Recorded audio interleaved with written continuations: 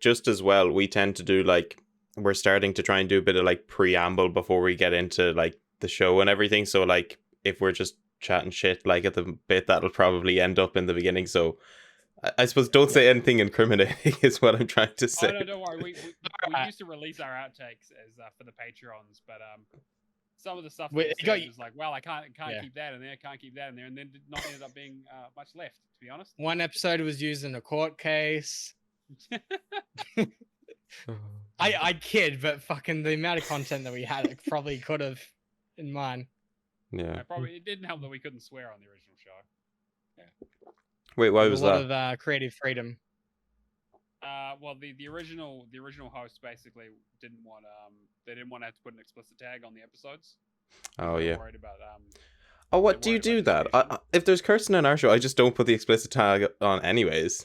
just let it. I just put it on. I just put it on to be safe. Like, I mean, like I don't really give a fuck, to be honest. I mean, episodes like last night's we need it. Yeah, that's yeah. My justification is we don't have the viewership to warrant anyone trying to track down whether the show is explicit or not. So it's just like, who cares? Maybe that'll come back to. The only thing it does is there's certain regions that it will affect. Didn't Tarragon say? It was like we had like one listener somewhere where it was like, all right, we'll lose that one listener. Yeah, just wait until the Real Gamerscore rendition of WAP. I don't need an explicit. Okay, hang on. Let me. Oh dear. I'm disappointed to be on podcast with the guys and not have a song. I'm disappointed that Neo didn't bring his fucking Hall of Fame hoodie. It doesn't fit me. It's the fucking problem. It doesn't fit me. I still chuck it on. Actually, yeah, no, Connor's right. If I don't hear a rendition of Wet Ass Gamer, I'm going to be really disappointed. Oh, that's horrific. Wag. Good segue into PHOGS. I was going to say Wet Ass PHOGS, but that just sounds disgusting. Yeah, a little bit. Apparently it's physics and dogs. PHOGS. I was like, I want to really find out what the name is, and then they did an AMA on Twitter. On Reddit for like 6 months ago. I'm like, all right, this is gold. This is all I need. I would never have thought. Did you just pick the game because it was called PHOGS? No, Matt picked the game because he wanted something that was completable. Yeah, there is that. I also, I picked it as something that I was like interested in, that was short and that I was going to play anyway. So I figured. Have you completed it, Matt? I'm right at the end of it. It's quite long, isn't it? There's a lot more to it than I was expecting. Yeah. Especially that last level. Holy shit. I'll talk about it on the show.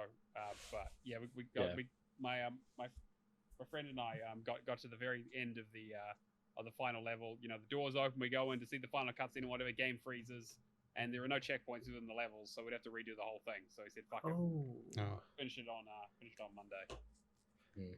See, we're gonna have to rely on you because I did not allow myself enough time to complete the game. Where did you get to? Because I only finished the sleep world and started off with the play world.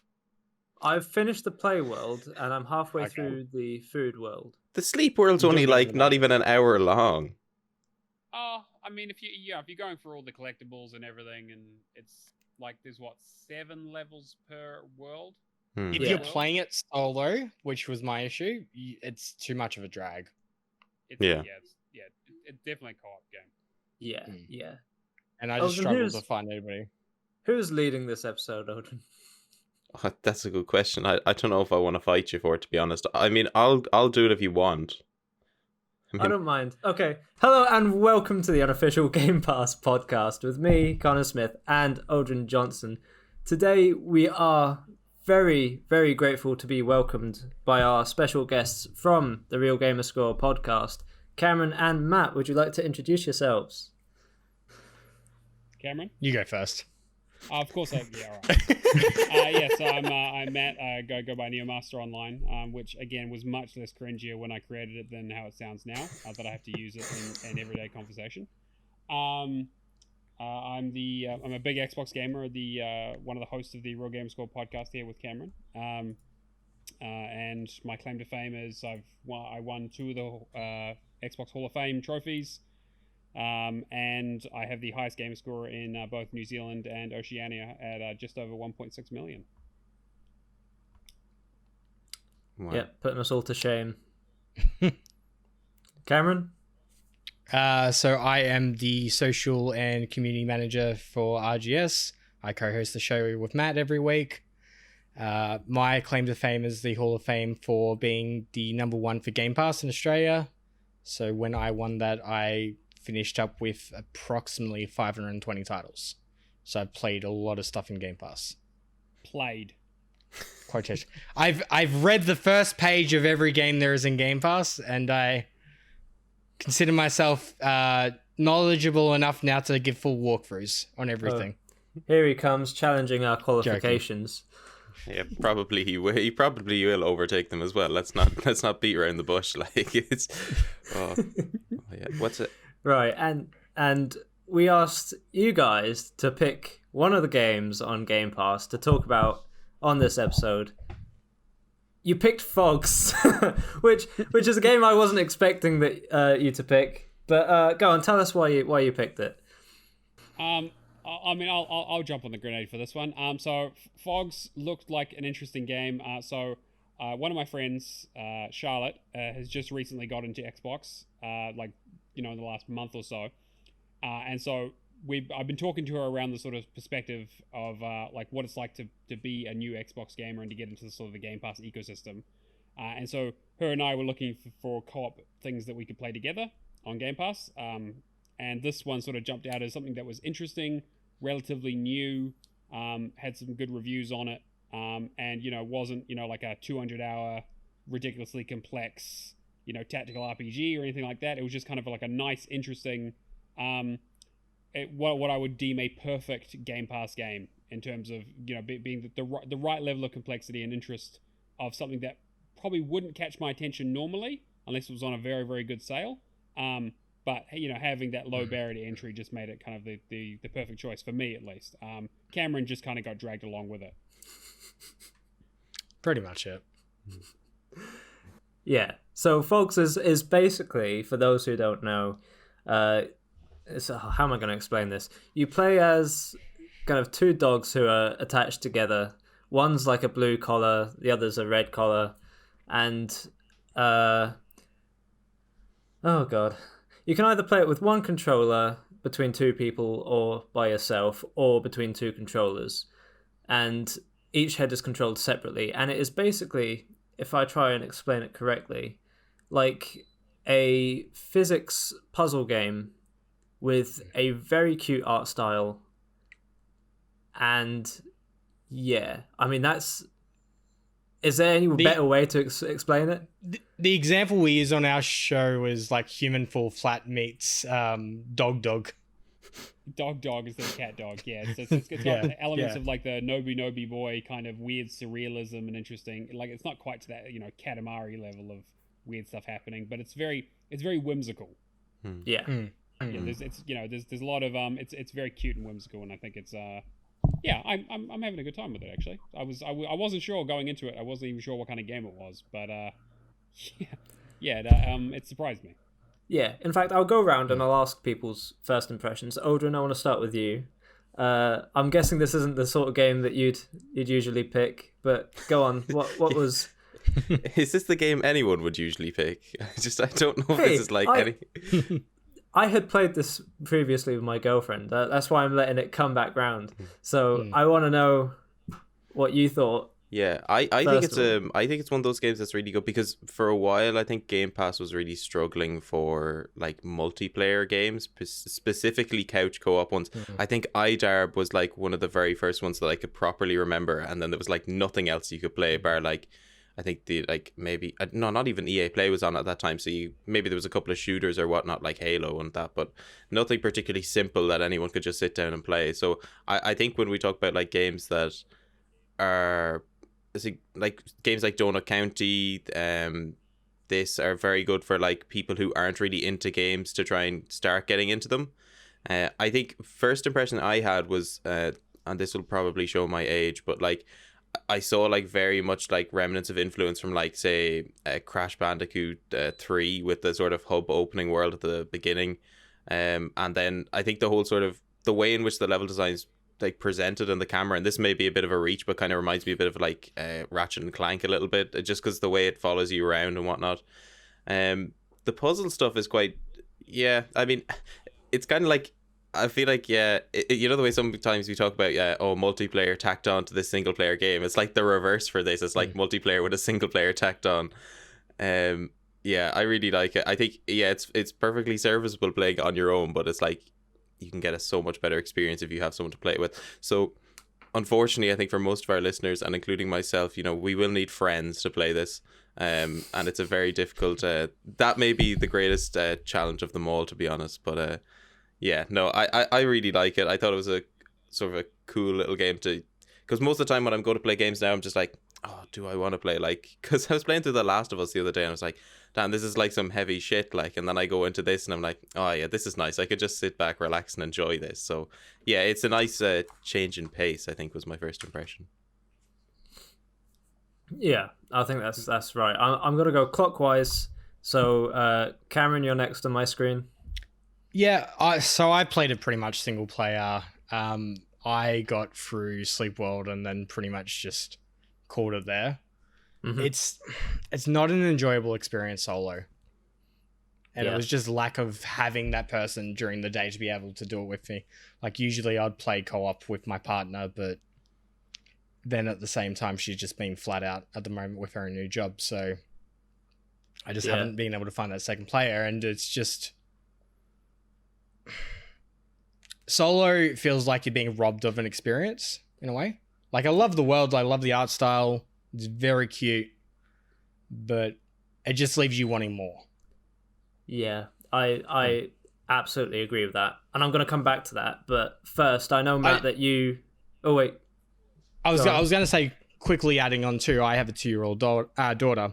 I think this would be the perfect game that, like if she was like 5, 6, starting to pick up a controller a bit more, this would be the perfect game to co-op and get a younger person's experience and then educate them through those puzzles. Yeah. Which I think is severely lacking on Xbox for the most part. Yeah, I think that's a really good point. I mean, this is like a really good game for entry level, get you into gaming, I feel. Matt, you did actually play it co-op, didn't you, with your friend? Did you play the whole thing co-op? Yeah. So we basically did it from almost start to finish. So there's like a tutorial world and then 7 levels plus a boss fight per world. So it's just over 20, maybe 23, 24 levels. Yeah. So I played it with my friend Charlotte, who's new into Xbox, and it was a really good entry point into the sort of ecosystem around how Xbox works, and also just kind of like a relatively chill game where because you're literally connected by the hip, you can basically it's like I've played a lot of platformers and a lot of these kinds of games in my time, so like I could have basically if I was playing by myself, pull the camera and basically just breeze through the whole thing nearly blindfolded, because the game is not terribly complex. There's a couple of puzzles in there, but most of it's pretty straightforward. It's more about the interesting visuals and the sort of fun, for want of a better word. Whereas Charlotte's still sort of getting used to how these games work and that sort of stuff, and it was great because she came up with ideas for puzzles, I came up with ideas, and we sort of had to. It's about working together, which was most of what the game actually is. It's basically just excuses to have collaborative puzzle solving, while be like no, let go of that, grab this, let go, and just like work like it's basically a big team building exercise with a dog, and I think it was, and it's also absolutely hilarious. Like there's because of the way the physics work in the game, where you have the ability to grab things and stretch, and things they have their fantasy world logic. So for example, there's if you need to water a plant, one part of the dog grabs the head onto the nozzle of the hose, and you become the hose, and the other has water spraying out of its mouth to basically water plants. And so, like, if you eat a chili, the end that eats the chili, the opposite end will have fire coming out of it.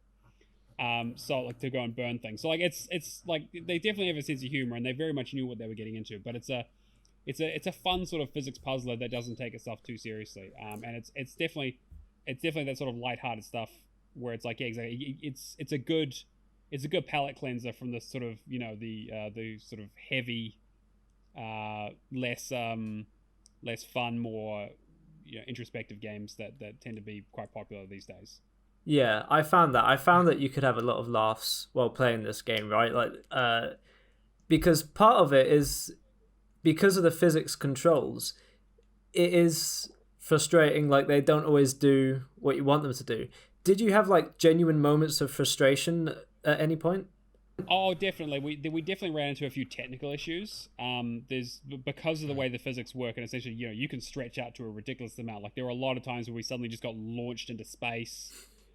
Or you know, suddenly someone would glitch through one side of us would glitch through something and then rebound up and throw someone across somewhere else, and yeah, it was a mess. I mean, it was hilarious, and like the puzzles themselves aren't too long-winded and pretty forgiving in terms of, like, you know, there's some platforming involved, and you know, you need to grab onto this and like do a swing, and there's also some lag issues with playing online. I think it would be a lot better couch co-op for sure.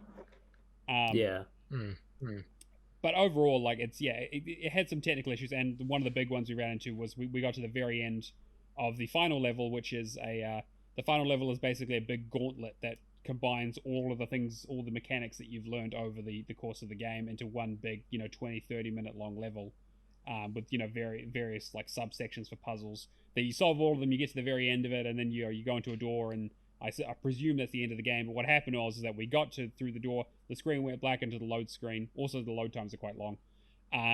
Got to the load screen, and then the game crashed to dashboard, and so we tried to restart it, and it just dropped us right back at the very beginning of the level. So I haven't seen the ending yet, but that's definitely a knock against it. We've seen quite a few technical bugs, but you know, like, we're not talking AAA development here, right? Like, it's not this isn't, you know, this isn't the new God of War. This isn't the new Call of Duty.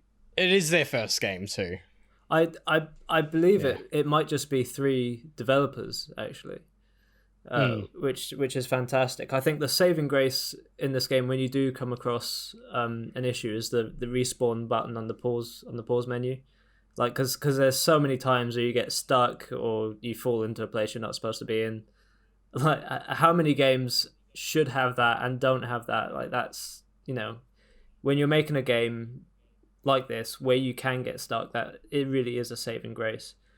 But I'm surprised to hear you mention load times, because I'm on Series X, so I know I'm not playing over internet either. I think it's more of an online issue. I noticed a lot of things where we had a couple of instances where the way to get out of a lot of levels is to bring an item to a giant 2-headed snake that will, you know, is essentially like a warp pipe that will take you to the next part of the level. So I had a few instances where I had the thing, and the snake had opened its mouth, and I was waiting there, and Charlotte was like, hey, no, I need to get the thing, because it's not showing the same thing on my screen it is on yours. So I think it might be more to do with their net coding, especially if it's their first game. It's not terribly surprising. But yeah, we definitely noticed a few inconsistencies. Right. So I reckon that this game probably for me is one of the perfect couch co-op games then. That I was first aware of this game when it first came to Game Pass, because I saw it and I went, because when I was staying with my girlfriend earlier this year, we were always looking for things to play, so I was like putting Human Fall Flat, Moving Out, Overcooked, Minecraft Dungeons, so I put everything into a group. PHOGS came out, I was like, oh, that looks great, I'll put it in. And we started playing it, but I don't think we thought too much of it at first, and I don't think it's probably because I think we went to Sleep World first, and I probably, having gone to the Play World, because there are 3 worlds, there's the Sleep World, the Play World, and the Eat or Food World. It's supposed to be everything a dog does, is, you know, sleep, eat, play. Having gone to the Play World on my own first, I had so much fun in the Play World. Like, there's so much going on, so many mini games, so many different times that the gameplay changes, that it was like, wow, that's great. And I wish that we had gotten that feeling when we played it for a short time together.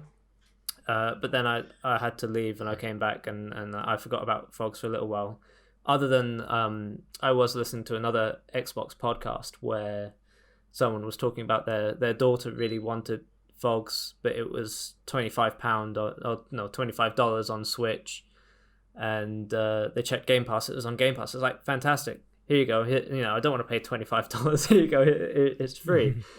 And I think that looking at it on the store, I think without the Game Pass discount, it is like, for me, it's, I think, £21 or something, which I looked at and I thought, ooh, I'm not it's sure like I'd pay that. $38 here. 38, yeah. I was looking at this thing, it's like 40 New Zealand, which is, it's a bit steep, to be honest. I mean, there is, you know, a fair amount of game in there, and, you know, like, I don't want to short sell anything that's, you know, like a labor of love for these people, but like, yeah, it is when you're competing with free to play these days, and you know it's more about people's time than necessarily their money. It $40 is a little bit of a hard sell for, you know, an 8 to 10 hour game, even if it does have co-op included. And then obviously if you're playing online, that other person needs to buy the game as well. So, like I said, it was a sort of perfect Game Pass edition, I think. I don't know if you guys feel the same, but if I was purchasing this outside of Game Pass, I would probably, like, I'd be looking for something that's half in length for half the price. Yeah, maybe. I mean, it like would that. definitely Like still wait for a sale. Like I would be like at least a 50% off sale kind of thing. Whereas like because it is a great game, and has a lot of content to it. But you're right. I think that some of the content is not super even. Like I mentioned, it was like you've got the play world is definitely the best one so far. You consider, you know, starts with like a carnival.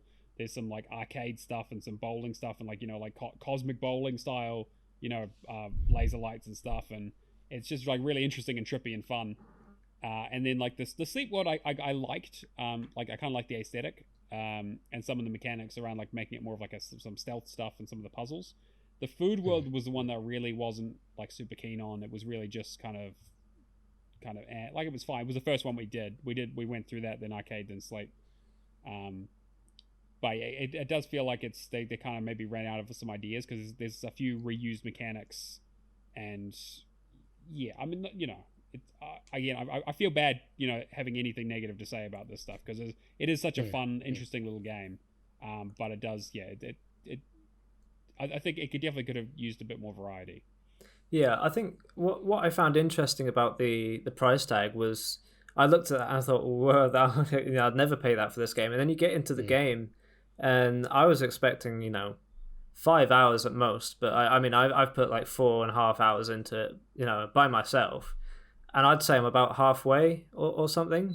It's a long game. Like, there's a lot of content, so I'm like, now I understand the price tag, but I think, as you said, Cameron, like, would it have done better if it was, you know, half the length, half the price? Maybe. Yeah. And maybe indie games are indie developers. Maybe they like to put the price high because they know that at launch that they're gonna have the most sales. So and most people are gonna wait for it to come on sale anyway. So put the price high and let the price drop to something that's still good. Maybe that's the thinking behind it. But I want to talk about exactly how far we got through. Odhrán, how much did you play? I know we had the problem this week in that we also played Mass Effect, and we probably gave ourselves a little bit too much. But Odhrán, how much did you get through? Why'd you start with me? Like, you could have started with anyone else. Like, this is because if I was in the middle, people would have forgotten about how much I'd gotten through by the time we got to the end. I don't even have the excuse of like Mass Effect being played, because I've played Mass Effect before. I know what's going on. I could have easily just been like, no, I'm gonna go play PHOGS. I think a good indicator is if you look at my Discord profile 10 minutes before a show starts and it still says I'm playing that game, I probably haven't gotten that far. That's not out of lack of trying. That's just one, I was going to play it last night and I hadn't it downloaded, which was a rookie mistake on my part, and my internet is tragic, so that takes about 2 hours to install like a 5 gigabyte game. So I let that go overnight, and then I got up like 7:30 this morning to like start playing it, which is quite a fever dream to wake up at like 7:30 and then just go play PHOGS. Like, I've never had that. Like, I feel like I was 10 again for like 5 seconds. But yeah, no, I got in like yeah, I have pretty much about an hour and a half into it. I've done the sleep world. I saw a little bit of the play world, and maybe it's because I haven't played a lot of the play world yet, but I actually really like the sleep world, and that might just be because I was absolutely exhausted when I started playing this, and I just thought, beds, of course, lovely. But I really like the aesthetic they go for. I think I'm starting to really enjoy this, like, because we've seen it with, like, say, the likes of Donut County. The Falconeer kind of has a similar approach as well, like this minimalistic sort of almost blocky in a sense, like it feels like there's no curves in the world. They're integrated, like it's a lot of little bumps, which I think is really kind of cool. It's almost like it's like a top tier Unity game. Like, it's like the assets are done right, like everything looks good, like, and like you can enjoy it, like, and that's not too bad, like, because I know Unity's kind of a meme with like people, and like it's, oh, you released a game on Unity, but Unity's a really intuitive engine anyways. And I think a lot of the assets you can get, if done right, are really good. So I really like this sort of, it's almost like a cartoony-ish, like comic book brought to life art style that I enjoy about it. But yeah, no, I got about an hour and a half into it. I don't know if I'd play it. I don't know if I'd play it again. Certainly not on solo. I think, like, if my sister comes over or whatever, because COVID restrictions are just starting to lift here. So, like, we usually are looking for something to play that isn't exactly, like, too extravagant. And that used to be, like, Crash Team Racing used to be that game, which is difficult. But, you know, if you could, like, you can kind of mediate the difficulty of that if you're playing with someone. This might be like the perfect sort of like co-op thing to play with, again, someone who doesn't really play games but is interested in getting into them. So yeah, I got about an hour and a half in. I probably will see more hours into it later on. I like what you said about the graphics, because there were a few times where I had to take a screenshot and I thought, yeah, this looks beautiful, and then I look at the screenshot and it's just like just huge chunks of one color or like one texture or something, but it's done in such it's so cute, it's so colorful, and it's just all very pleasing to the eye. And I think just the simplistic nature of it, I think, does it wonders, really. I think if there was too much going on, it'd be hopeless.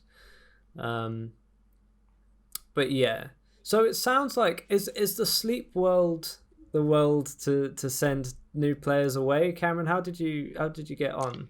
I pretty much the exact same. Like, I only just got up to the play world, and same, like, similar sentiment. I struggle to play through this solo.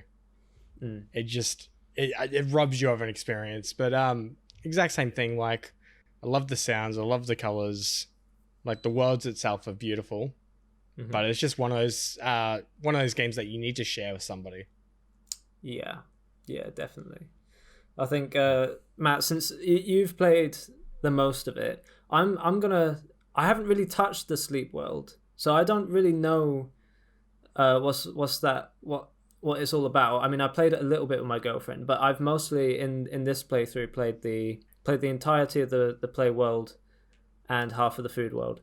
So the play world, I thought, was phenomenal. It really reminded me of when me and my girlfriend played It Takes Two and those kind of co-op games, like A Way Out, where the gameplay keeps evolving and changing and adding fresh things. That's when you kind of see this game shine and really see what it could be.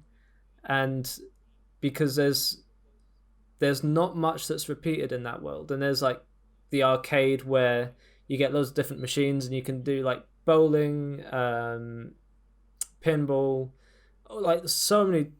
Hockey. Yeah, it was so fun, and it was just like going to an arcade and trying out all the machines. I was like, the fact that they've managed to recreate all these games with their physics engine, I loved that. I thought it was fantastic. The food world, I'm halfway through it, and I'm a bit sick of it, to be honest, because there are these, I mean, you're having to water all the plants and things. There are these creatures that eat the plants that you need to kind of shepherd about and keep in certain areas. It feels, at least on my own, it feels a little bit of a chore. Yeah, that's kind. So going through it with Charlotte, I had the same thing. As that was the first thing that we tackled, and I was enjoying it in spite of the game at that point. Really, it was like that the puzzles were okay. I wasn't really a big fan of the whole like plant mechanic stuff and moving things around. There was a couple of fun levels where they have like assembly lines and conveyor belts, so you kind of have to manipulate later on. But a lot of it was just kind of like we were just having a relatively casual, like fun time, just shooting the shit and just going through and just be like, oh, it's easy and we'll just have a good time with it, and it doesn't really matter what we're actually doing. And then like the arcade level, like 100% like blew me away. I was like, this is the aesthetic that I'm after. Like, I'm having a huge amount of fun with it. Like, exactly all those interesting mini games. There's the whole like space race thing where you got to outrun the two robots, and it's very, very cute and interesting. And then the sleep world is the sleep world turns it into it reminds me a lot of if any of you played the original Spyro, there's quite a few levels that have that sort of dreamscape sort of aesthetic where it's like light and dark and things like that. So there's mechanics around you have a light orb that will make some platforms become solid and some of them disappear, and so you have to be like, okay, well, I need to go through this platform, so I need to make sure I don't have a light source, but when I'm on the other side of it, I need to use it as a bridge, so I need to get a light source from somewhere else to use it on that. And so that's like one person, one head grabs like the light bulb and the other one becomes a torch to shine at things, and I think mechanically I think they probably have the most interesting puzzles. They also have some like stealth mechanic stuff around like avoiding searchlights and using alarm clocks to wake up creatures that are sleeping, or take alarm clocks away to make them dream. And if they're dreaming, they dream of a bridge, and then if you go at the right angle, the bridge becomes a real bridge, so you can use it. So like I think that the sleep world probably has the most interesting in terms of like puzzle mechanics, and the arcade one has the most fun in terms of like games and actually like playing through it and aesthetic. And the food world just kind of feels like they needed the third world, and that's kind of like there isn't really much else to it. I'm glad I played through the food world first, because I'd be pretty disappointed if that was the last one I did. And I was quite surprised getting to the end of the play world, and suddenly there's like this boss fight. I was like, man, there's a boss fight in this game. Each of them, which is interesting. Again, like boss fight, they are basically just kind of using some of the mechanics that you've learned to complete the level, but they're kind of more interesting thematically.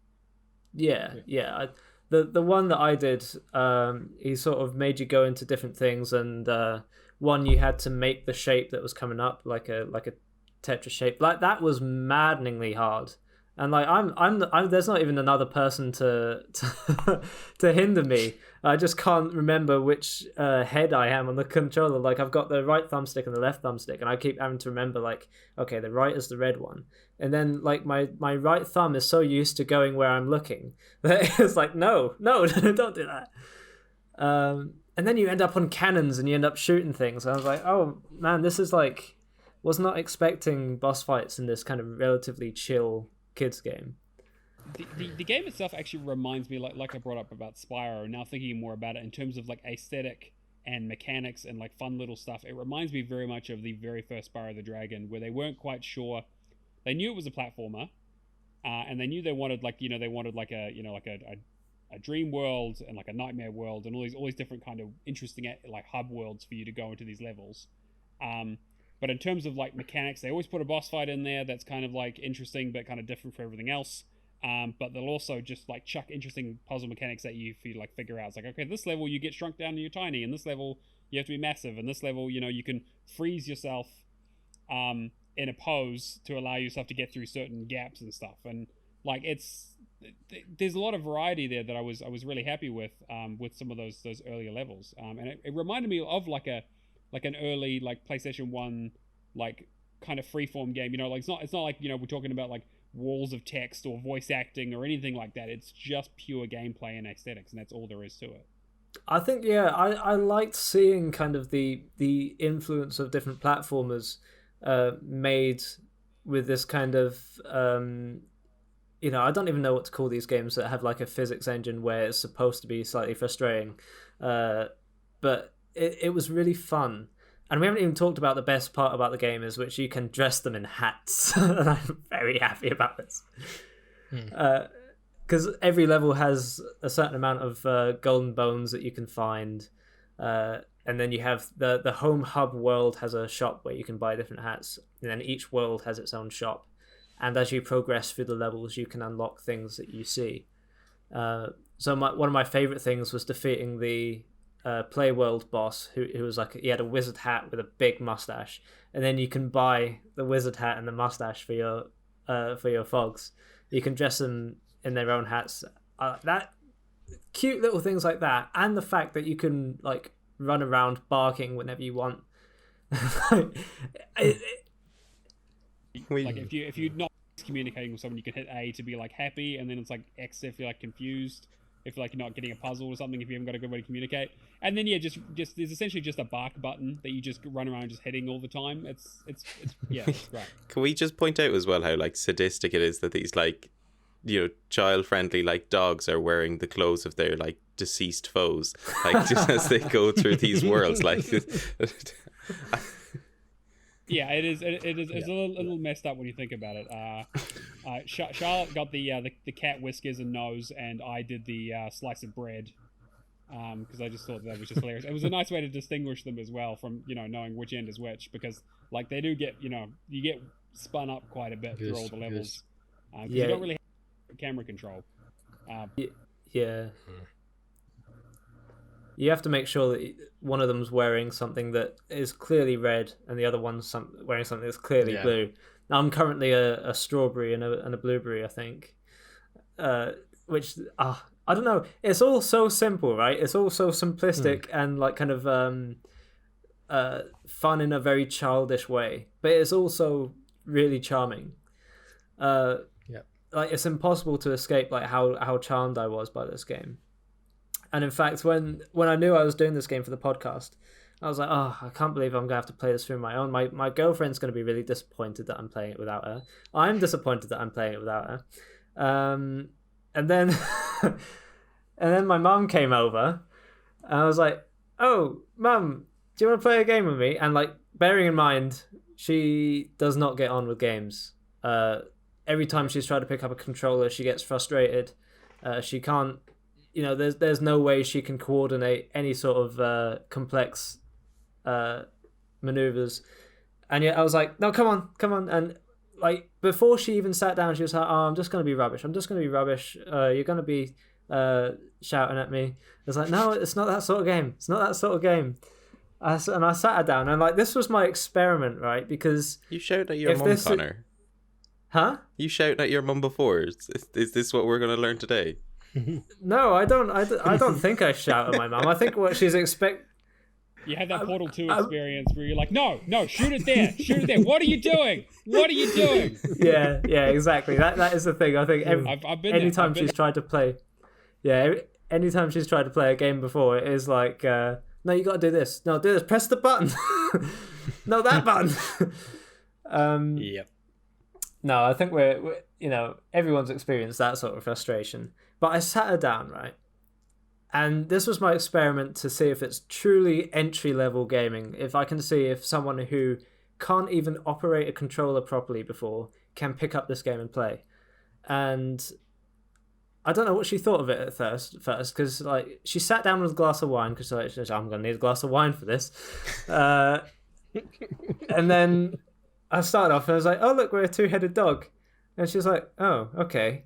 And we started going around the introductory level, and I said, what do you think of it so far? And she said, I don't really get the point of it. And then I think the largest barrier we had early on was just this bit where you had to bite onto posts, and the wind's blowing you back, and the other dog has to grab onto the next one, and she just could not get the timing for that at all. So we spent about, I don't know, 5-10 minutes just there, and I was really calm. I was just like, yeah, and then you got to get the next one. It's like, no, don't stretch when you're getting blown back. And it's like, if you want to grab it, I'll do it. And she was like, no, I want to do at least one. And then she turned around to me and she said, what age of gamer is this for? And I checked on the store. I was like, it's Peggy 3. And I was like, oh, so this is for 3-year-olds and I can't do it. You'd be kind of wondering what if it was like Peggy 12 or something, like what violence is in this game that I haven't come to yet, like. seen like the dogs just turn on each other and it just turns into a whole thing, you know. It just gets hyper realistic, like, and all the graphics just change, and it's just like blood everywhere, and it's like this dog just like all the things you've bitten. Yeah, exactly. You've got to fight them all off and murder them. It would be kind of like, do you remember the old Team Fortress 2 trailers with Pyro, where like in his head he's just going around picking daisies, but like in actuality he's burning down houses. But I think my mum actually, she's stuck with it longer than I was expecting her to. We got to the home world and I went, do you want to go to the sleep world? It looks like a beach world. Or do you want to go to the fruit world? And she was like, I want to go to the beach one. And we went to the beach one. And actually, I'm really glad she picked that one because we had a lot of fun. And there were a lot of times where we were laughing. There was like a game where you had to... I hooked onto the kind of zipline thing. And you have to stretch and pick up a duck and put the ducks in the baskets. And like that was maddeningly difficult for her. But every time she got it, I think she felt like really accomplished. And we spent a long time laughing and like trying to figure out, and like she was coming up with solutions. And like the fact that I never play video games with my mum, but PHOGS got her in and she had fun. And I think I was just amazed that Next I was like, stop, Dark Souls, Connor. Yeah, I think not. Oh, dear. No, I mean, to that point, but you know that's always the end goal. Yeah, I think the one thing was just, you know, you don't realize like kind of what the reaction times you need, how you need to know exactly where you put the thumbstick to know exactly where the head's going to go. Like all those things are so intuitive to us now, but to a new gamer, I think probably children must pick it up like that, because as a child, it's like, give me a controller. I'm like, oh, I understand how to do this. But yeah, I was impressed with PHOGS. I think overall, after that is where the experience was really a slog, I think. Playing by myself, it was like going through the motions. The music was a bit monotonous after a while. I had to turn it off because it was just like some jolly like little backing track the whole way through. I was like, no, I'll turn it. And I put podcasts on and I just listened to podcasts while doing it, because I just think, you know, if I'm on my own, I just need some sort of stimulus, because there's no voices in the game. There's just kind of the music, and the characters have little think bubbles of what they want or what they mean or whatever. So it's all kind of visual. So if you're playing by yourself, there's just not enough to sustain you, in my opinion. Yeah. I think that this game, if you've got a friend or a partner around for couch co-op, and they don't mind sitting down with like a kids game where you play as a two-headed dog. Obviously, this isn't going to be a game where you sit down with your best buddy you play shooters with. But especially if you have a partner like me, and you want to play a game where the gameplay is evolving, it like plays into like all the classic platformer stuff. It's like a genuinely really fun experience, and I think I'm actually gonna save it till I'm next with my girlfriend and we can play, because it's like, I'm happy I didn't complete it. It's like, I'm gonna leave it there and then I'm gonna play all of it with my girlfriend, because I think this will be really fun. I think she'll really enjoy it, especially the play world and all the different things you can do there. But I'd like to hear what everyone's thoughts is on like the sustainability of this game and the quality overall. You go to Cameron, because I think he's just been having to endure a lot of speaking for a while. So I'm trying to think. Like in terms of like its enduring appeal. Yeah, it's the co-op. Like I'm usually with these kind of developers too. Like I like to look at the series to see what else they have made, but just with this one game, like I'm questioning whether they're going to become developers that purely just focus on co-op kind of experiences. For example, someone like the what's the studio that does It Takes Two and Way Out? That was meant to blank. Yeah, I don't know. But creating those kind of experiences. Yeah. Yeah. And yeah, brothers as well. But like, yeah, I'm wondering if it was beneficial too, whether just to remove the solo aspect. Yeah, I was thinking that. I think the only thing is that if a kid sees this game, this is going to look really appealing because, like, dogs, very cute style. I don't know. I don't know what a child would think playing this game. Yeah. Do you have any scope on that, Matt? Or Cameron? I was going to say with that. But I've probably played a few too many games for it to be a truly new experience to me. But yeah, I kind of agree, right? Like, I think that, you know, like we've made a lot of comparisons to other games like Human Fall Flat and like other physics games, things like, you know, Octodad and that kind of stuff, where it's supposed to be kind of weird and frustrating, and like you the mechanics sort of fight against you. So like I think that, like, as you know, as a co-op experience, it's kind of fun, and I think it's a high quality game. I think like they've obviously put a lot of time and effort into it, and it's you know, barring the minor technical issues, I think that it's definitely a game that people should play if you have a co-op partner. But you know, we've talked about, like, on our podcast, we've Cameron and I play games together where they're games that are not good, but we've played them co-op, which makes them, you know, like, and we have an enjoyable experience inside of the game. Whereas this is not that. This is a good game that is enhanced by co-op. I think.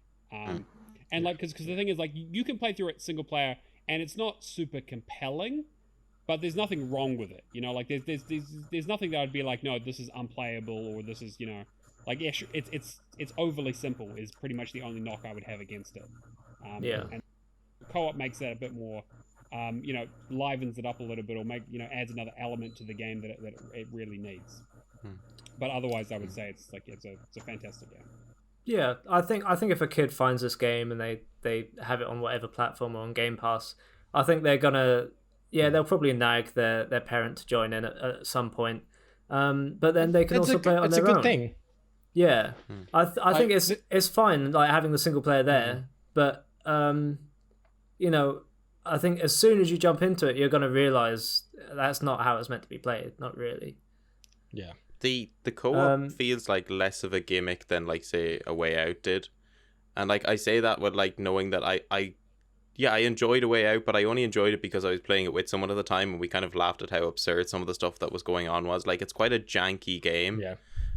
For the most part. Like, and obviously I think how I would describe it is it's like a co-op Telltale game where you just kind of go around picking up stuff and moving to the next spot. Whereas, like, at least with PHOGS, like, you know, it actually, like, you can tell, like, it's obviously a core mechanic, but it doesn't feel like sort of this, like, oh, cool, look at us with this co-op game or whatever. It's like, here's a relatively decent game that, as Matt mentioned, is enhanced by co-op. I think It Takes Two is a real, like, evolution on A Way Out, though. I think that game is like a masterpiece. Just, again, like I mentioned earlier, like, that PHOGS reminded me of when me and my girlfriend played It Takes Two, and the gameplay was just evolving and constantly doing different things. Like, that's where it really evolves from A Way Out. I definitely implore anyone with, like, a good friend or a partner to play It Takes Two. But I thought an interesting thing, looking at, I think the Bitloom Games developed this game. I think it is just 3 people. Their Twitter says, making experimental games to surprise and delight. So I think we might see more family-friendly experimental little projects from them. And the other thing, Cameron, you sent through a little synopsis there. And I think this is one of the developers saying about the game coming to Game Pass. They said, knowing that a huge company like Xbox had seen the game and decided it was exciting enough that they wanted it on their service was a major validation and a big motivation boost to us as first-time developers, and especially since the game was still in development at the time. But that's a heartwarming story, isn't it? That developers being really overjoyed and grateful to be considered for Game Pass. Like, I think they might be underselling themselves a bit, though, because I think, in fairness, Xbox kind of wanted it, but I think they also needed it because there's such a lack of family games on Xbox to begin with. Like whenever you think of family games, Nintendo is the go-to console. Like there's never been any competition in that regard. Like every year you go to you see the Game Award nominations, like family game, 4 out of the 5 will be Nintendo based games. Like I think PHOGS is definitely a step in the right direction. I think Viva Pinata was one back on the 360 and it just hasn't come back since. Rare have so many amazing kids friendly IPs that Microsoft refuses to do anything with. I mean, there are some elements of Viva Pinata that I would argue are not exactly kid friendly when you look into them.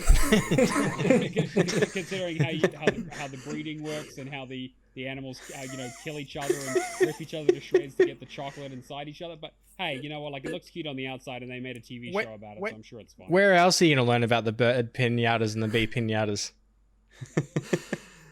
Matt, they're just dancing and there's just candy inside them. You just, if you that when you have 2 worms, they produce a 3rd worm, and then you breed the first worm with the 3rd worm to get a 4th worm, and it's don't worry about it. Don't think about it too hard.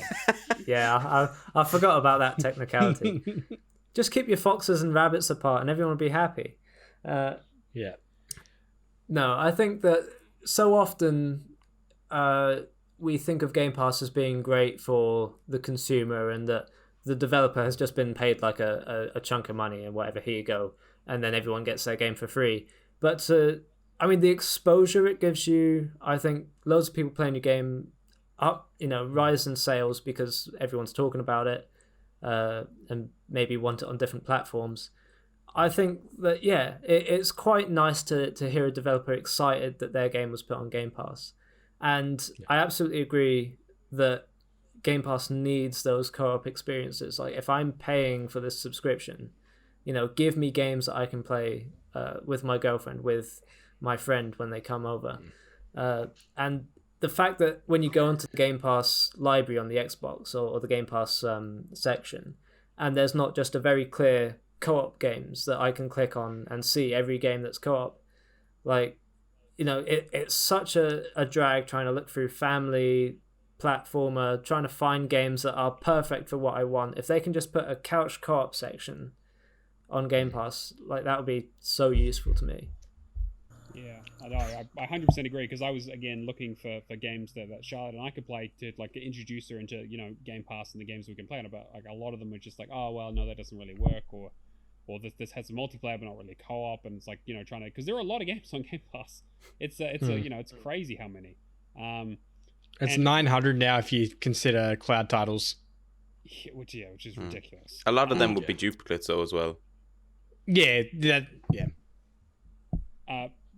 it's interesting because the point you bring up there around them needing games that are easier and more accessible to people, which makes sense, right? Because Xbox have been talking a big game about making their consoles and their controllers and their software and their systems more accessible, but you have to have the games that people actually want to play, that people can play or people can get into at various skill levels to actually sell the box at the end of the day, right? You can have all the adaptive controllers in the world. What are you going to use them on?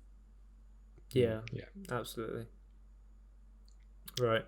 Odhrán, any more thoughts on indie titles on Game Pass?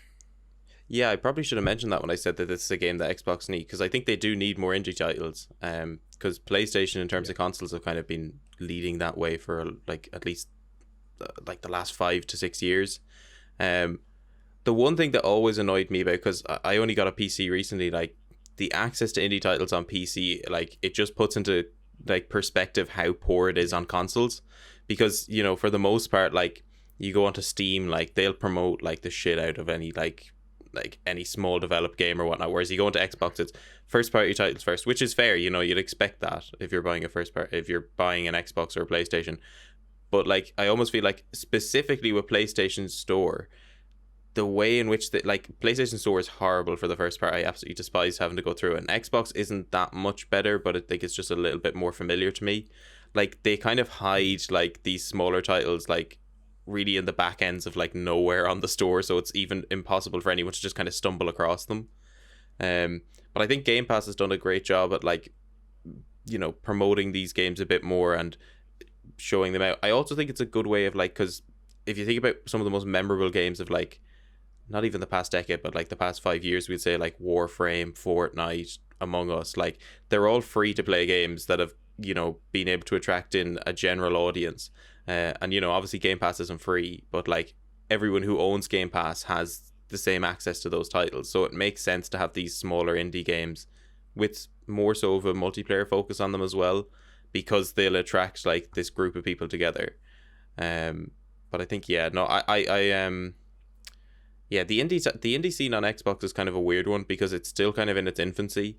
Like there's definitely a lot more that could be done. I think like before, like Super Meat Boy was like the pinnacle of indie games on Xbox, and now like you've got games like The Falconeer, What Remains of Edith Finch, Donut County. Like I can name off like a good few. Like, so I think maybe it's a good step in the right direction. And I think if E3 rumors are to be, you know, believed, like they're meant to announce some like whole new stuff for indie titles, not only on Game Pass but for Xbox in general.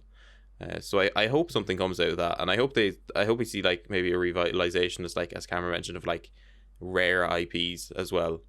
Because like Rare Replay is like probably one of my favorite like bundles on the Xbox One, because it brings back so many great memories of my childhood, and even just playing through some of the games I didn't know existed as well. Like, you know, it's such a great way of experiencing gaming history as well.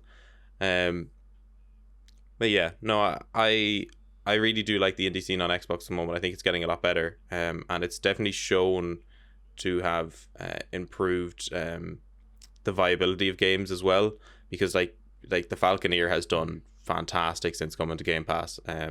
It's definitely got its detractors because it's such a niche game as well, but like for the most part, you know, those who like it may have missed out on it if it wasn't on Game Pass. So it's always a good balance in that sense as well. I don't know, what do you guys think about particularly just surrounding indie games on Xbox at the moment? Do you think it's getting better? Do you think you have any favorites particularly that you played recently as well?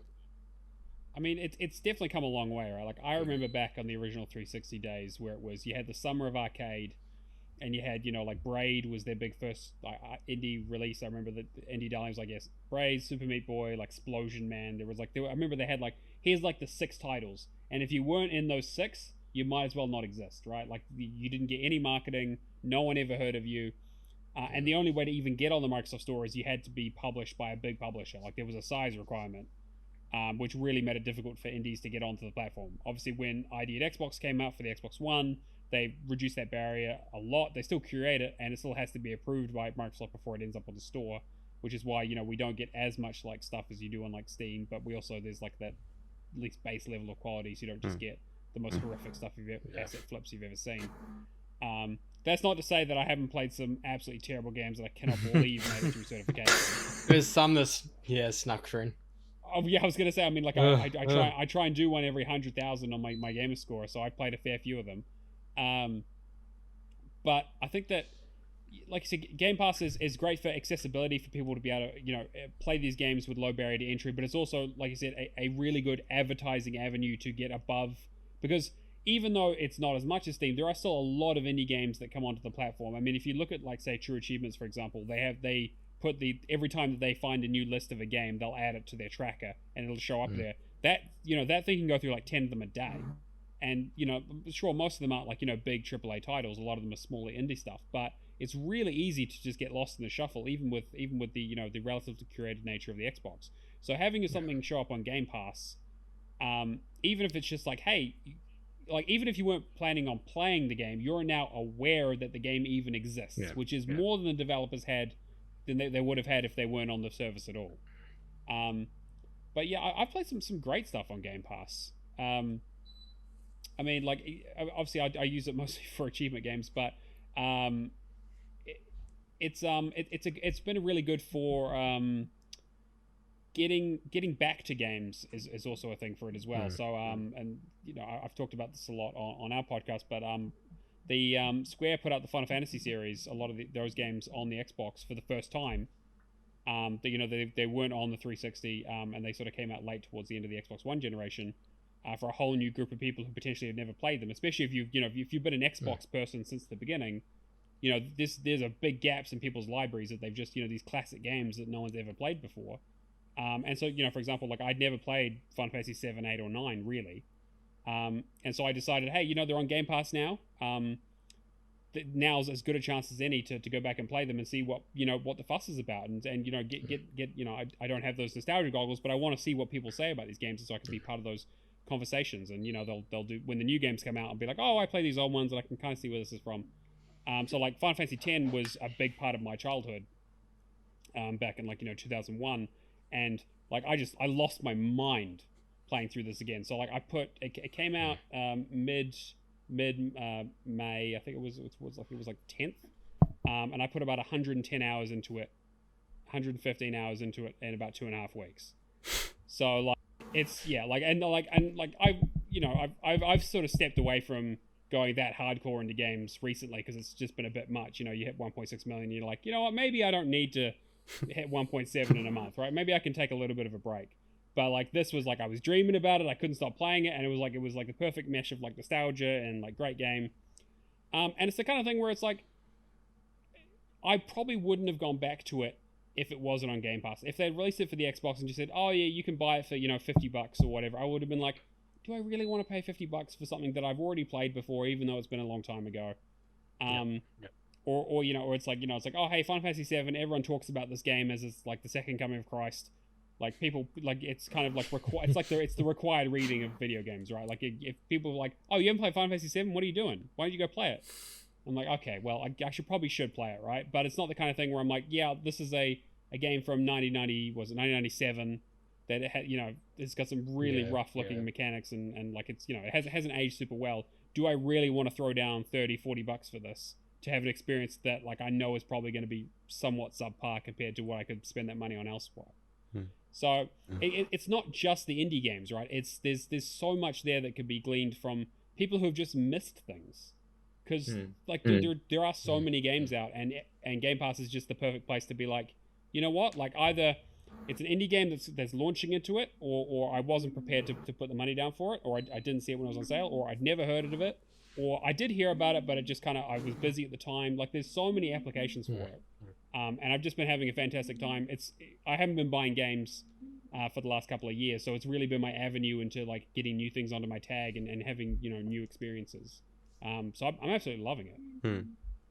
One thing I just want to say, I wish on the Xbox they, at least particularly on the Game Pass menu when you're going through stuff, I wish you would be allowed to filter by studio budget. So like if you had like a AA, indie, AAA setting on it, that would be absolutely unreal. Yeah. Because there's been times where I've wanted to like go on a Game Pass and I'm just like, I want to give an indie game a shot, and then I have to go siphoning through all these like games. Like particularly like obviously I love that there's more games on Game Pass, but EA Play has kind of saturated so much like sports games into the mix that you're kind of like going through like what feels like the same game 10 times over. Like EA Play wasn't exactly, I think EA Play coming over to Game Pass made a lot of sense, because EA Play made no sense to buy from anyone unless you were like into a really, really specific genre of games. And even with that, like, you didn't get the most up-to-date games on release. Like if you were a big FIFA fan, you still had to wait like 6 or 7 months until you got like the most recent FIFA. So the only positive aspect I've ever found with EA Play is it's something that's been out for 6 months that they're just adding in now, and you can crack it out in like 2-3 weeks. Like it's the alternative to Game Pass. Something will eventually come to EA Play, so you don't have to worry about rushing out and grabbing it straight away if you're not like super keen on it. Filtering by budget would be massively controversial, and I'd love to see it. Just I could just imagine just being like, can you imagine you bring it, you put 5 years into this game, you put it out there, and Microsoft's like, indie single A game. And you're like, wait a minute, this is clearly a AA experience. How dare they do this? Yeah. No, it obviously probably would be controversial, but it would be so good as well. I feel like in the long term as well, like, because if people go on to Xbox Game Pass and they're like, oh, I want to play an indie game, it would be so much better for them to just be able to filter by that. Like, because like it's so weird going down. It's just like, oh, do I want to play Doom Eternal or Donut County? It's like, well, these are like two like vastly different games. Like I get I can filter by genre, but if I could filter by size of dev team as well, that'd be even cooler. Because like I don't know, there's something about like, particularly when Connor and I played the Falconeer, like there was something cool about playing a game that was developed by a single person, and knowing the size of it and everything, it kind of puts it in perspective. Whereas like if I was to say play PHOGS and I was like, oh yeah, this could have, like, obviously I don't think I would have gone in with the mindset that it was developed by like Activision or like EA or whatever, but like I would have gone in and been like, oh, I wonder, like I would have no idea it was developed by 3 people. And maybe that's a good thing in a large respect as well, because if it doesn't look like it's been made by 3 people, then it's probably worth its time. But like having that knowledge that it's made by a small company, like it makes me a little bit more lenient, but it also means that I'm like even more, I have a bit more admiration for it as well, because it's like, oh, I can understand that this, like, probably for the most part, at least with some developers, isn't their full-time job. Like they're probably very low budget as well, so like it's nice in a sense to have that sort of marketplace that you could go to. I mean, yeah, it could be kind of controversial, but as you mentioned, like the old arcade store like filtered indie games into it as well, so it's no different from like just porting that over to Game Pass, I think. It's true. The one feature that I'm annoyed by, they used to be able to hide games on the game, like you can on normal library. You used to be able to hide Game Pass games, because I own a lot of the stuff that's already in there, or I'd already played through most of it. So I'd like to be able to filter it out, to be like, well, like it's great that, you know, you can show me you've got 900 games or whatever, but like I'm actually just looking for the new stuff or stuff that I haven't seen before or I might have overlooked, and they've just made that kind of difficult. It needs to be like completed versus uncompleted for achievement hunters. But then I'd probably end up with, it's still that the EA problem is still the big one, right? Is it because I don't play any of the sports titles, so those will be there forever. And yeah, it's like, do I really want to start FIFA? Do I really want to start FIFA, or do I want to start FIFA? Or FIFA? Now, that would be a trek. Imagine trying to get all the achievements in like FIFA 12. Is that even possible? I don't know if it is. I think some of them are locked behind online. FIFA 14, 15, 16, and 17 have discontinued achievements, I believe. That's disappointing. Or at least those servers. Oh damn! I was gonna hop in and try and get all those achievements. So sad. One of the first games I ever played for Xbox One was FIFA 14, and Ultimate Team gave me that many issues. I had an open EA support ticket for 2 years, and then just got closed out of the blue. Nah, don't worry about it. He's probably dying. And it's just like, we can't fix this. We can't help you. I'm sorry. Yeah. It's like, well. And because it was a free code with the console, it was like, well, you got a free game. Get over it. Yeah, I think the one saving grace with the EA Play stuff is that if you go into My Game Library and then go to Game Pass, because you have the EA Play section and the Game Pass section, you can see just the Game Pass games without all the EA titles.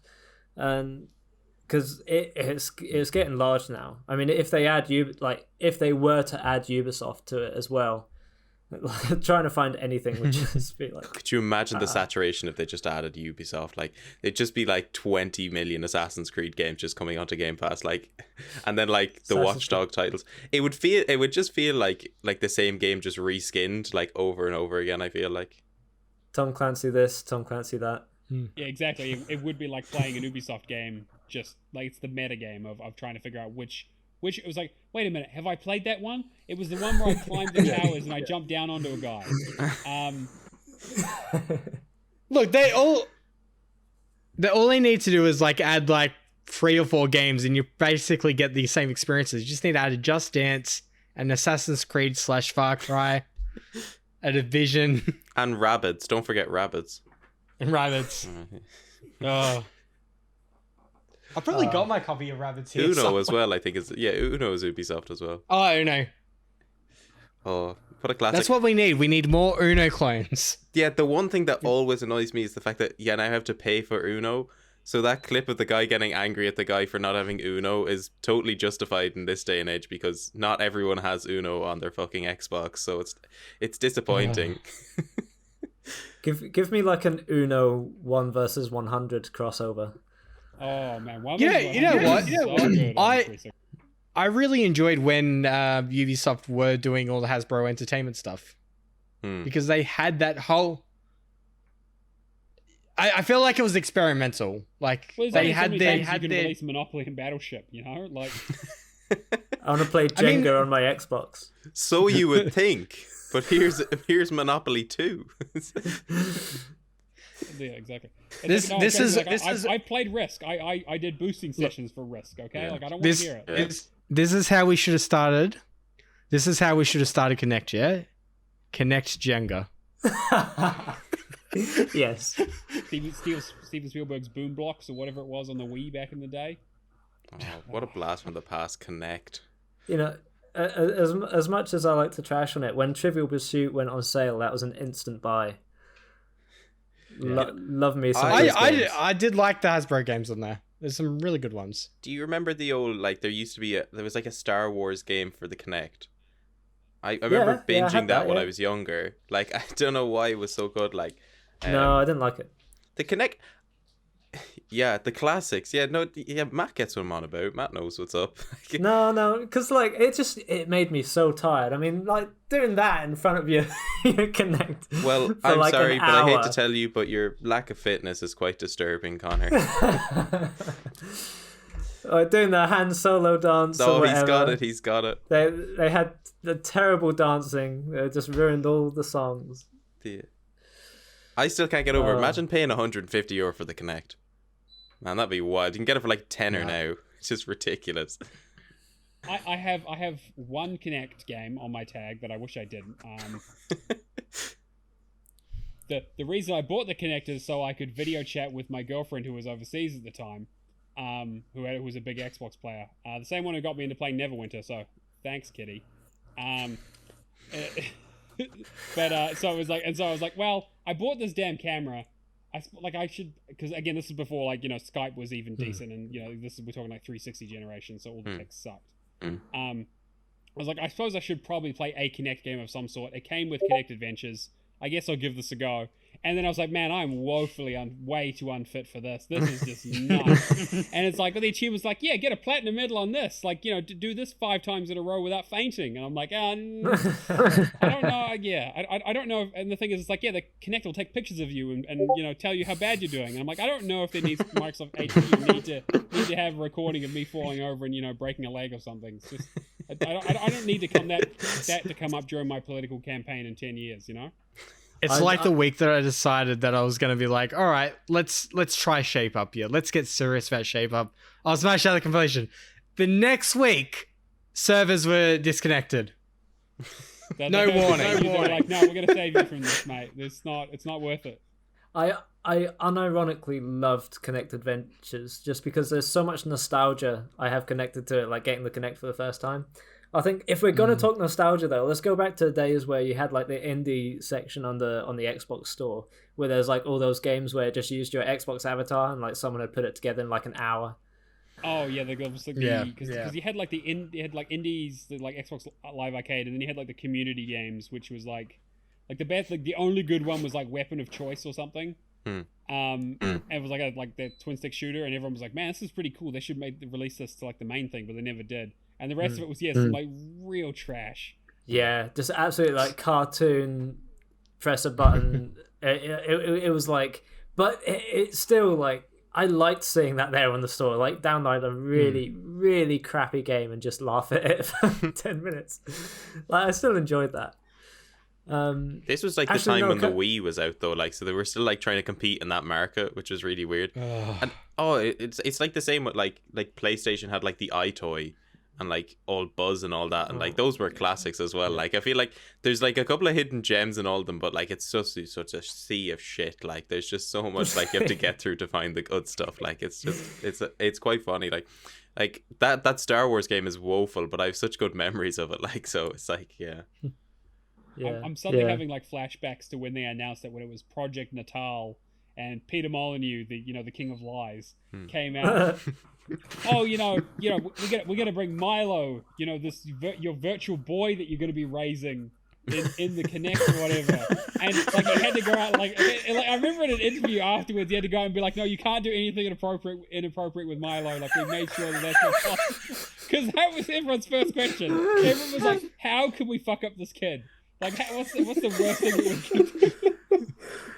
It was, I mean, obviously it never happened, right? Like, and the whole thing was like, oh, the kid will run up to you and go, oh, here, you can show him a picture and then it'll like scan it into the thing and he'll draw it for you or whatever. And it's like, yeah, Everett's just going to draw like a massive penis. And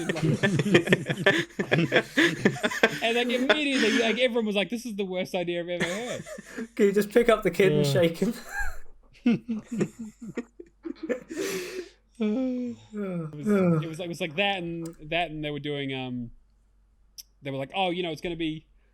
I remember they were showing off like they were doing like a skateboarding game. It's like, yeah, you can scan your skateboard into it, and you can like have your skateboard as a thing. And then like the next, it was like an E3, and the next game they came out with Tony Hawk Ride, like the very next game with that really shitty fucking the board. Yeah, I still have that board. Right, let me go to the other room. I do too. Yeah, of course, Cameron has every peripheral known to man, because he just collects them for some reason, like a crazy hermit. I feel like one rock band and 2 Guitar Hero sets now, and one broken. Mate, one you can broken only play one of them at a time. You can only one-man band so hard. I just wanted to... choices. It's interesting because it's just they had such grand visions for a lot of this, and a lot of it really did not pan out. Truly the golden age of games, though. I also want to write an open letter to Playground Games and say I thank you for taking Fable, because it was not doing well for a while there. That game is going to be absolutely gorgeous when it releases. I'm sure it'll look great. The drifting level I'm sure will be great. But you'll have to repeat the same five different locations. I swear to God, if we don't get like a Fable and then a Fable driving spin-off, there'll be angry letters. Look, Horse Racing 2016 already perfected the genre. This is true. Yeah, there's a very talented studio, and I like when they put Warthogs into Forza. Anything else they can do that's not just the average car, go for it. I will be very interested this year to see when they release 5 whether it actually does maintain seasons, or if it just does away with it altogether. But Connor, you're a huge fan of car games, though. Don't forget that. Do you not remember your very first article? Yeah, so there's a really good story here. So Connor and I used to write for them. I don't write anymore. We used to write for this like game publication, Inform Pixel, and he's getting prescribed stories and whatever. And Connor's first article was to talk about like Project Cars 3. And it was like, Connor knows absolutely, like, I don't know. Do you know anything about cars, Connor? I just assume you don't. I have a car, but no, I don't know anything about cars. But it was like, the article was so, the article was so funny because you could tell he had to like really look up like certain car brands and everything, because he's just like, joining the Project Cars 3 lineup is the legendary like whatever fucking Japanese car, like this real long complicated name, XR567 or whatever. I was just like, oh, Connor really knows his shit. Like, no, he's just copied like all of this. Like, oh. No, well, it was the DLC. Wiki the power pack, the power pack or whatever. And I was looking up these cars. They had names and then they had numbers after them. I was trying to do some research, and their name was always different depending on where you went. I was like, I'm just gonna. Oh, you know what? Yeah. Someone said they were Japanese icons. It's like the iconic Japanese. Let's not talk about that. Yeah. No, coming back to indies on Xbox, I think it's a great time for it. I love idea at Xbox when they stream different games, because I saw them streaming a really cool kind of beat 'em up in the style of Scott Pilgrim, the Friends of Ringo Ishikawa, which is kind of a pixelated Yakuza-like game. And I was like, man, that looks cool. I'll get that. What they're doing to promote indie games, I know that like an Xbox trailer or showcase, they showed a small game called Skatebird, and I've been following their Twitter religiously. Skatebird, they have a Twitter where every tweet is written in character from the skatebird in this kind of really childish, funny manner. It's so cute. Can't wait till it comes out to be a little bird on a skateboard flapping about. Whether that comes to Game Pass, I don't know. But 12 minutes, this is such a great time for indie games. Loving all the stuff coming out. It's so front and center compared to what it used to be. And I'm really happy with it. A good point. Go on, Cameron. Sorry, I was going to say Summer Games Fest is coming up too, so I'm sure we'll see quite a few indies there, and Xbox will have some involvement as to what is coming into Game Pass. With the way AAA game development has been over the last year, indies are really the only ones that are bringing stuff out at the moment. So, I mean, it's a good time to be an indie, and it's a great time for Microsoft to be like, hey, we need some games. We need to have release dates show up on our trailers rather than just the vague coming soon. Yeah. And even like sure, one of the biggest games of last year, like if it says anything about indie games, was like Hades. So like, if anything, people are starting to take indie games a lot more seriously now than they were. Obviously, Hades is a complete like, I don't know if I call it like it's a high budget indie, like it's an established studio, but I mean like their first indie game was Bastion, which was an Xbox darling. A 360 darling back in the day as well. Like it sort of fits into that arcade mold. It was one of those ones they really promoted, and it's really great to see where they've gone from there. But yeah, like Hades is amazing. Like game of the year winning across the board. It just needs to hit Xbox already. Yeah, it does. It's that one game that I would just pick up day one. Yeah, I'd love to. But I love Greek mythology, so. But the studios I used to think of as indie, like Undead Labs or Double Fine, the fact that they've been acquired by Xbox and they're now producing like these very polished, high budget games, like I'm so excited because there's so much creative talent in indie games that if they were just given, the support, but still retained their sort of creativity and freedom to do what they wanted to do. I mean, Thomas Salah, who did The Falconeer. Give him loads of money. I'd love to see what he did. Yeah. I think the other thing is that like one of the best things about the Microsoft acquisitions is that it takes a lot of risk away from those companies, but hopefully allows them to keep just because you're become a larger studio, you get more of a budget, doesn't mean you have to make a larger game.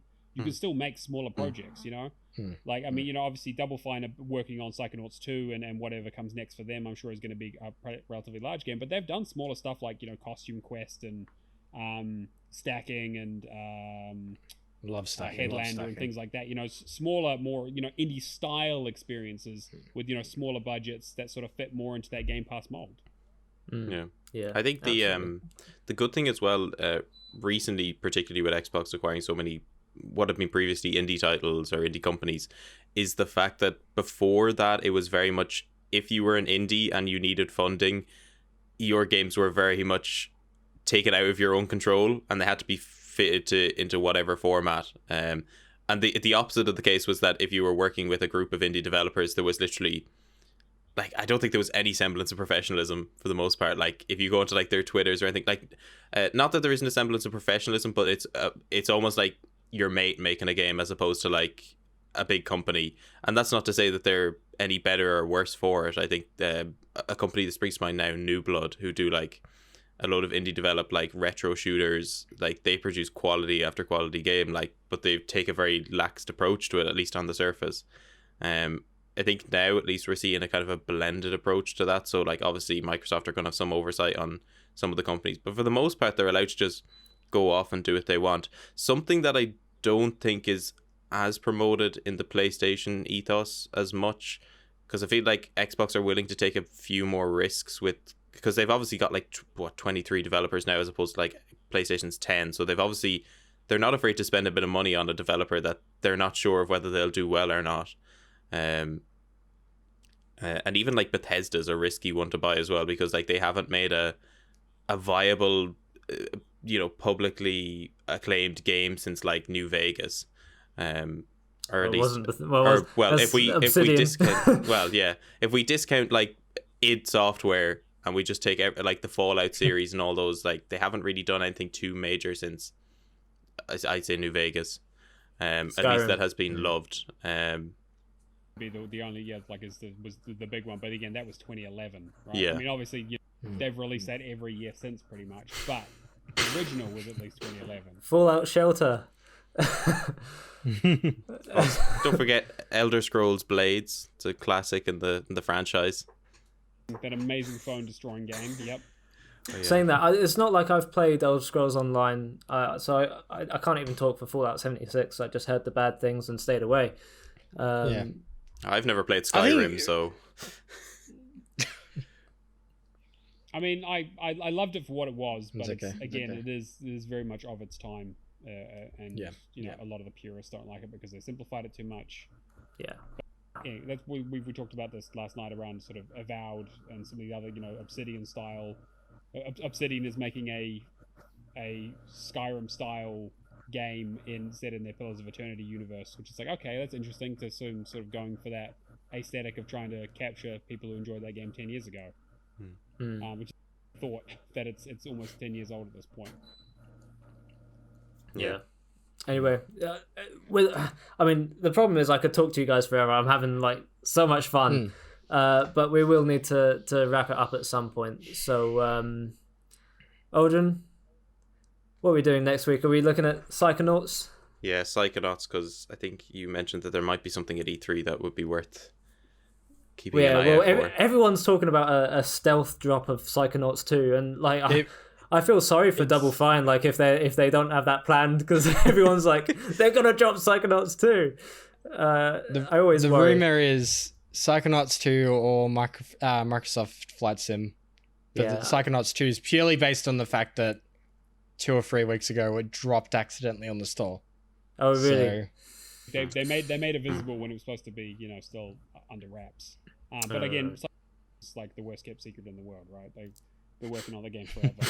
I'm a huge fan of the original, so yeah, it's a very interesting game, and it has a lot going for it. Definitely worth a look. And they've had like how long extra? Like at least another 6 months to polish it, past their original release date. So well, I have to say, like my excitement level for Flight Sim is shaky or on the ground at best. Whereas... I thought it would be sky high. Hasn't taken off. But Psychonauts 2, I would be on that definitely. So yeah, Psychonauts next week. Odhrán, final thoughts? Go play PHOGS if you have a friend to play it with. If you don't have friends, well, then welcome to the club. Absolutely. Cameron, anything to plug? Any final thoughts? Same thing. I would also say another indie darling that I've seen at the moment is Wild at Heart, which is basically Pikmin on like old Pikmin from GameCube. I'd say definitely check them out as well. Only thing to plug is pretty much just, I guess, our podcast, Real Gamerscore Podcast, which you guys are invited to come back to at any time that you see fit. And then, just pretty much just the usual Twitter handle and all the other social media handles at Shit on Sedge. Fantastic. Matt? Yeah, the Wild at Heart, a recent addition to Game Pass. Matt, anything from you? I'm going to plug a game that I've been playing, Valhalla, the cyberpunk bartending adventure. I don't know the exact title. It's on Windows 10. I'm playing it on Game Pass. I'm having a great time with it. It's a super chill experience that it's been my second screen game while I'm playing proper games on the Xbox. Yeah. I've heard of that one. It's 3 to 4 hour experience, like super chill, interesting story. Definitely just check it out. I think they've got The Ascent coming to Game Pass in July, and there's loads of cyberpunk style games. It's like, well, 2077 didn't really scratch that itch, and now all these other games are coming out. It's like, well, they can't be worse than that.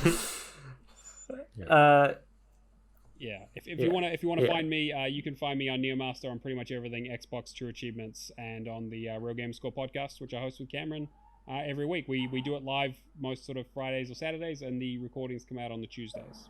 Yeah, go listen to Real Gamerscore Podcast. We love these guys. They have a fun song feature at the start of every episode that I love listening to and love feeling absolutely confused every time I hear it. It was a fantastic song that someone in chat got it, so I was happy. So it was like someone got it, but it was.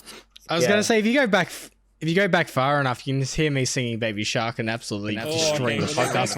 If you go back, you've gone back too far. If you get back to that stage, that's we put a pin in that immediately. I immediately on the show now. But yeah, guys, thank you so much for joining us. And next week, as I said, will be Psychonauts, ready for the Xbox Bethesda showcase. So thank you all for listening, and we'll see you next time.